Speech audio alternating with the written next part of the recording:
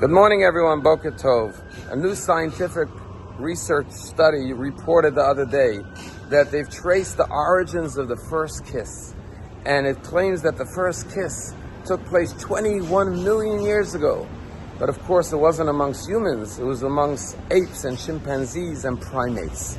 Well, in this week's Torah portion, we actually have the first recorded human kiss. And it wasn't a romantic kiss between a husband and a wife or a man and a woman. It was the kiss that Isaac gives his son Jacob before he dies on his deathbed, and he gives him his final blessings. And the Torah tells us how Jacob appears before his father Isaac, and his father Isaac was blind. And he serves him a beautiful meal, and then Isaac says to his son Jacob, "Come closer to me and kiss me, please." And Jacob comes forward and kisses his father Isaac. And then Isaac says, "I smell the fragrance, the scent of your clothing, and it's like the fragrance of Gan Eden, paradise."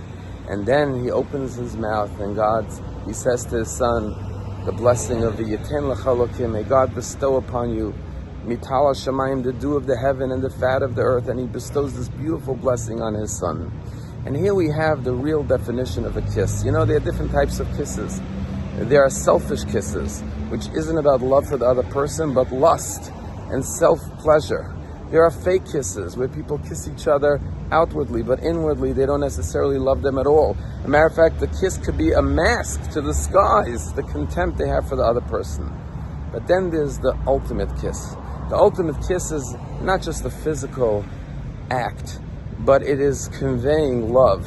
And that's why before he blesses him, he kisses him, and he smells his garments, meaning to say, what are the garments of a person? Your thoughts, your speech, your actions, they are the garments of your soul. And he smells his garments, not physically. He smells his deeds. He was blind, Isaac, but he could sense that this son of his, Jacob, was righteous and good and God-fearing, and therefore he says with a full heart, may God bestow all the blessings upon you. And that's the ultimate kiss in life.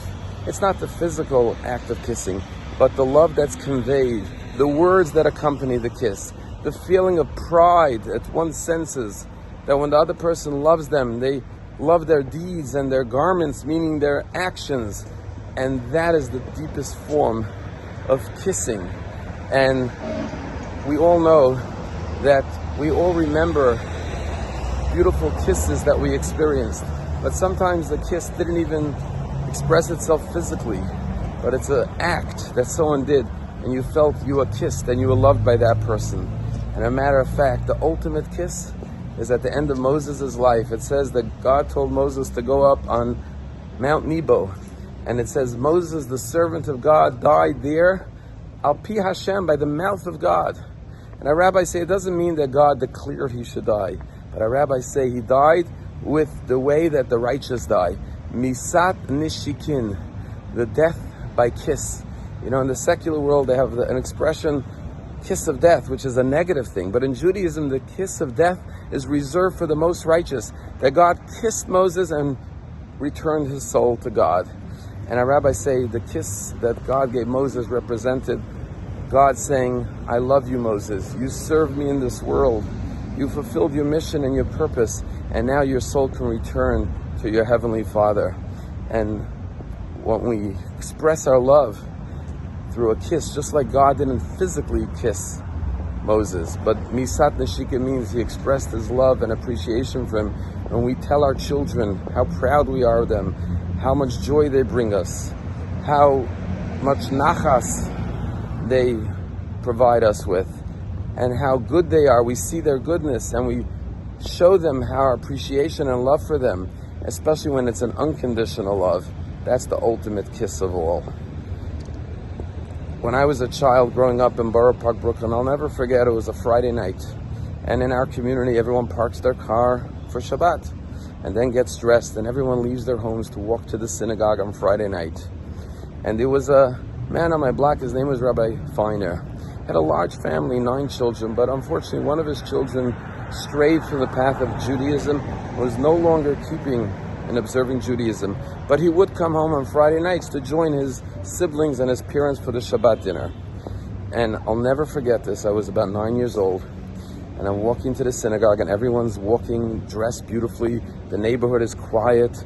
All the cars are parked, and suddenly a car turns the corner, and it was this old car that this kid who was like a teenager, 18, 19, was driving. His windows were open, and he was blaring rock and roll music, and the whole neighborhood looked to see who's this kid coming into their neighborhood. Shabbat is beginning, and he's pulling up right now with his music, blaring rock and roll music as we begin Shabbat.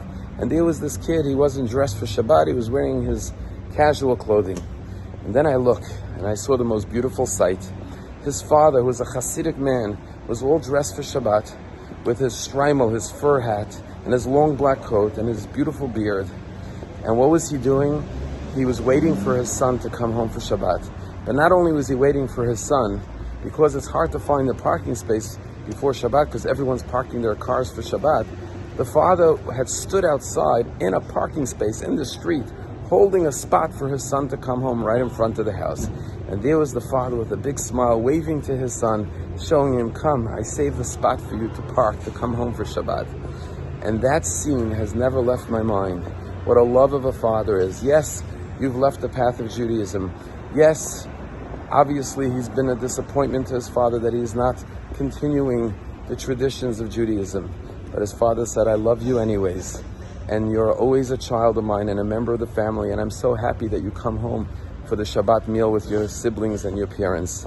And while other neighbors may have looked and said, what an embarrassment, he was beaming with pride to see his son come home for Shabbat. That's the spiritual kiss that a parent can give a child. Have a good day.